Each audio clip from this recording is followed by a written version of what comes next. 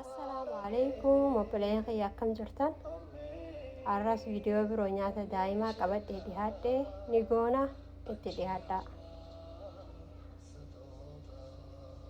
Saliixan itti buufadhee olive oil zayituun takkaa'u sanii fayyadama. Shunkurtii, qullubbii akkasumas foon re'ee waa sadee kanan itti naqadhee nyaata bareedaa heelzii san qopheessinaa. Viidiyoo hammamaayyii laaduudhaan xumuraan isiniin ja'a. Akkasumatti warri chaanaala kiyya subscribe naaf hin godhin subscribe naa godhaa, like share isiniin ja'a. Warri like fi share naa godhuudhaan na jajjabeessitan galatoomaa. Warri kaanis yeroo seentan like fi subscribe godhuudhaan walaa jajjabeessinu.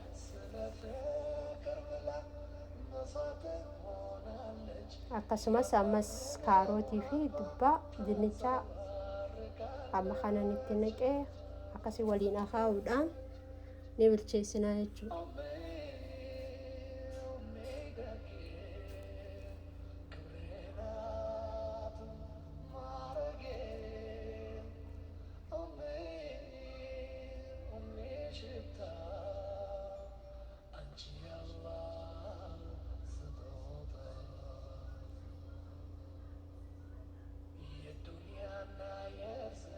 Yeroo akkanatti xiqqisha waliin hoyne bishaan itti naqannaa. Bishaan nan fayyadamu bishaan daa'imaati. Nyaata daa'imaa waan ta'e jecha bishaan itti naqnee cuqqaallee akka qajeelee waliin bilchaatu goonaa jechuudha.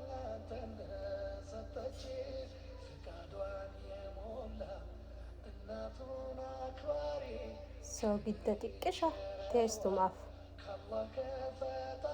yeroo duraatiif soogidda nyaata daa'imaa keessatti godhuu kiyya maaliif ilaa amata takka waggaa takka gahu daa'imni sukkaras ta'ee soogidda barbaachisu waa'uma naachuraali nyaata isaa mi'eessuu qabna jechuudha.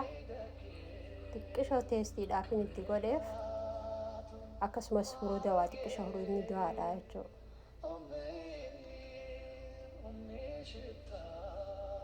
Yeroo akkana nu bilchaate ataraan isiniin jeessanii atarri kun hedduu bareedaadha. Faayibara qabaa, pirootiina qabaa, hedduu bareedaadha jechuudha. Yoo ka barbaaddan taate ana Amazon gubbarraayin ordara godhadhee dukkaana Hindii, dukkaana Arabaa kan keessattis argamuu imalaa jechuudha. Hedduu bareedaadha jechuudha. Faayibaraa fi pirootiina, guddina sammuu, guddina qaamaa, fayyaadhaaf waa hundinuu bareedaadha jechuudha. Nyaanni har'aan tanaa kan nan godhe tokko tokkoon isaa bu'aa guddoo qaba jechuudha. Nyaanni akkana waliin bilchaate amma ispinaach takkaa'u qostaa xiqqaa san itti naqannaa.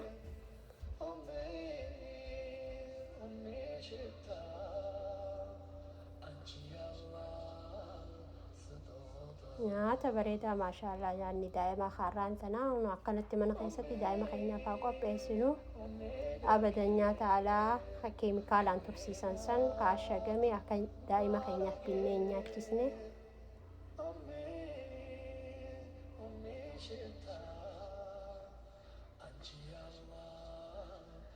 Mana keessatti xiqqaatullee nyaata heelzii fresh waan akkanaa goonee yoo daa'ima keenyaaf kanneen hedduu irra caalaa jechuudha.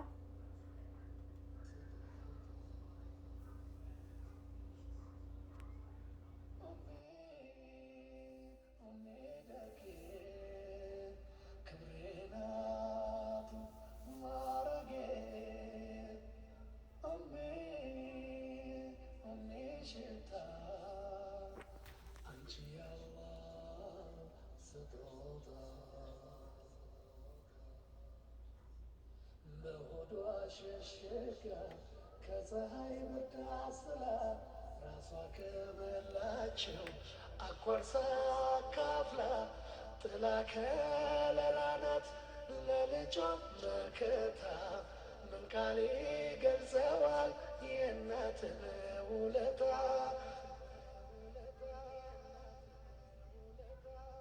እሷ የበረዳት ልጇን ታሞቃለች። ተርባ ተጠንታ ግዷን ታጠባለች። ስለ ፍቅር ብላ መስዋዕት ሆናለች። የአላህን ሙሀባ ታንጸባርቃለች። አተርሪ ሱን ከይሳፉ ፋይበሪ ፊ ፕሮቲነ ቀባ ማንበሬ ዳዳየቹ